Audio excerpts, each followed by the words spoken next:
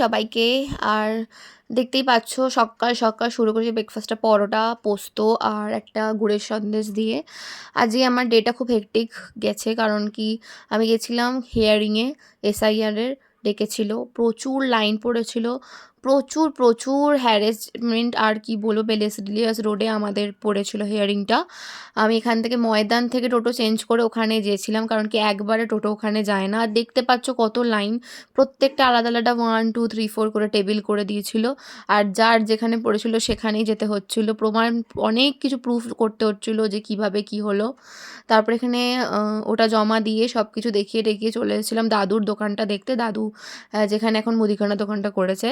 আর পেয়ে গেছিলো খুব খিদে, তো মিও আমরে ঢুকেছিলাম আসার সময়। দেখতেই পাচ্ছ কত কেক দিয়ে এখন সাজিয়েছে, পুরো সুন্দর সুন্দর। এই পুচকু কেকটা, যেটা টেডি বিয়ারের পুরো একটা মুখোশ আঁকা আছে, ওটাও খুব সুন্দর ছিল। আর একটা গাড়ি দেওয়া কেকটাও ভীষণ সুন্দর দেখতে লাগছিলো।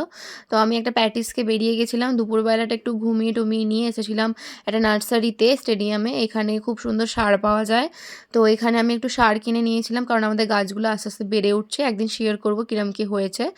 আর এসেছিলাম একটু সোনার দোকানে, ও একটা রুপোর থাম্বরিং দেখছিলো, আর ওর ব্রেসলেটটা ছিঁড়ে গেছিলো, ওই ব্রেসলেটটাও একটু আমরা করাতে দিতে এসেছিলাম। সোনার দাম যা বেড়ে গেছে, সেখানে তো হাতই দেওয়া যাচ্ছে না।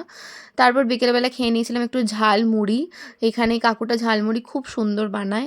আর রাতে ডিনারে ছিল গরম গরম খিচুড়ি, আলু ভাজা, বেগুন ভাজা আর পাঁপড় ভাজা। তো এটাই ছিল আমার আজকে ডিনার।